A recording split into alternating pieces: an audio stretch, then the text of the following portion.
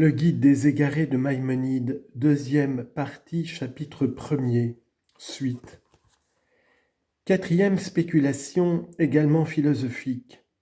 On sait que nous voyons continuellement des choses qui sont d'abord en puissance et qui passent à l'acte. Or, tout ce qui passe de la puissance à l'acte a en dehors de lui quelque chose qui l'y fait passer, comme il a été dit dans la 18e proposition. Il est clair aussi que cet efficient était d'abord efficient en puissance avant de l'être en acte. Et la raison pourquoi il n'était d'abord qu'en puissance est ou bien dans un obstacle provenant de lui-même, ou bien dans l'absence d'un certain rapport manquant d'abord entre lui et la chose qui l'a fait passer à l'acte, de sorte que, ce rapport existant, il a réellement fait passer à l'acte. Chacun de ces deux cas exigeait nécessairement à son tour un efficient ou quelque chose qui fit cesser l'obstacle. Et on devra en dire autant du second efficient ou de ce qui a fait cesser l'obstacle. Mais cela ne pouvant s'étendre à l'infini, il faudra nécessairement arriver à quelque chose qui fait passer de la puissance à l'acte en existant toujours dans le même état, et sans qu'il y ait en lui une puissance quelconque. Je veux dire, sans qu'il ait dans son essence même une chose quelconque qui soit en puissance. Car s'il y avait dans son essence même une possibilité, il pourrait cesser d'exister, comme il a été dit dans la 23e proposition. Il est inadmissible aussi que cet être ait une matière, mais au contraire, il sera séparé, comme il a été dit dans la 24e proposition.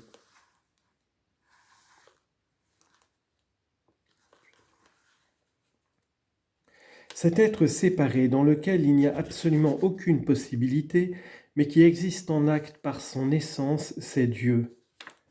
Enfin, il est clair que, n'étant point un corps, il est un, comme il a été dit dans la 16e proposition.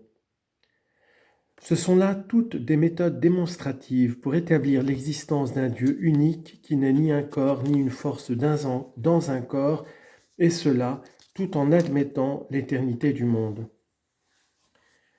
Il y a encore une autre méthode démonstrative pour écarter la corporéité et établir l'unité de Dieu.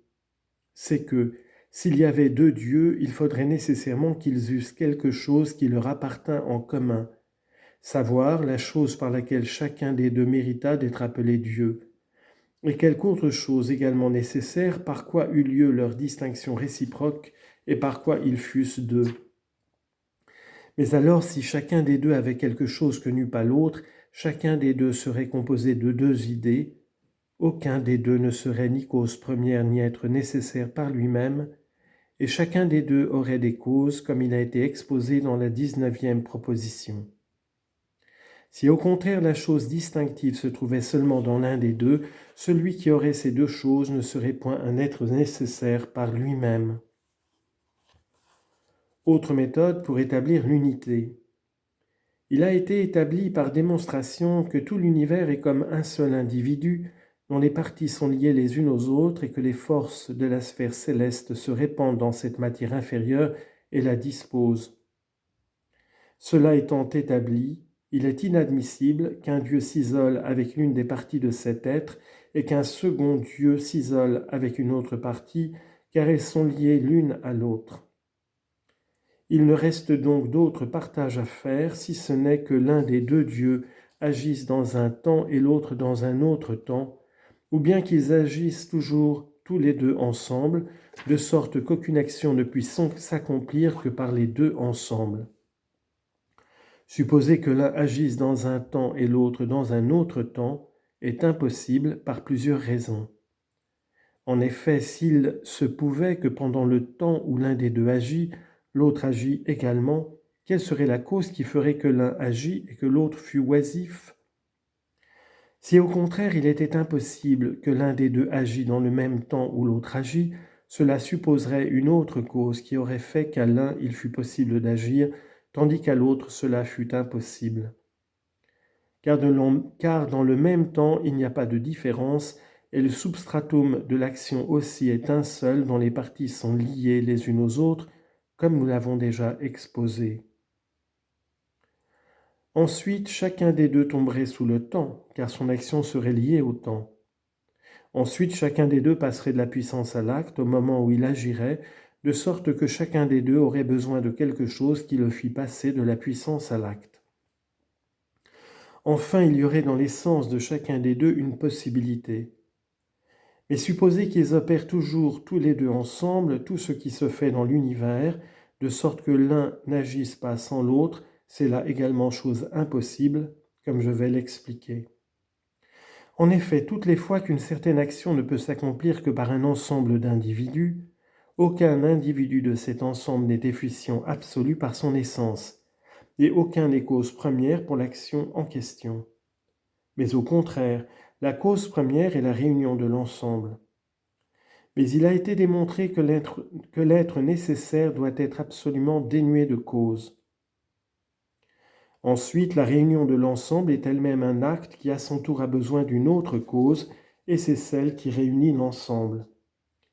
Or donc, si ce qui a réuni cet ensemble, sans lequel l'action ne peut s'accomplir, est un être unique, c'est là indubitablement Dieu.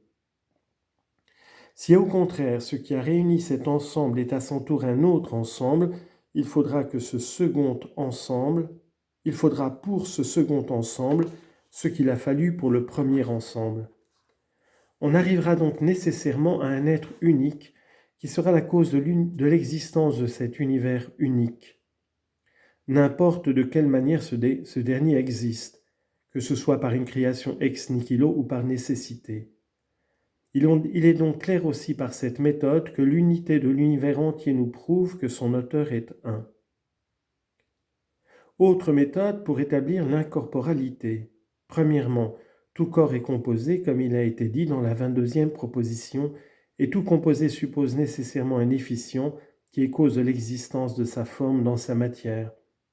Deuxièmement, il est aussi parfaitement clair que tout corps est divisible et a des dimensions, et que par conséquent il est indubitablement un substratum pour des accidents. Ainsi donc, le corps ne peut être un, d'une part parce qu'il est divisible et d'autre part parce qu'il est composé. Je veux dire parce qu'il y a une dualité dans le terme même de corps. Car tout corps n'est tel corps déterminé que par une idée ajoutée à l'idée de corps en général, et par conséquent, il y a nécessairement en lui deux idées. Mais il a déjà été démontré que dans l'être nécessaire, il n'y a composition d'aucune façon. Après avoir d'abord rapporté ces démonstrations, nous commencerons à exposer notre propre méthode comme nous l'avons promis.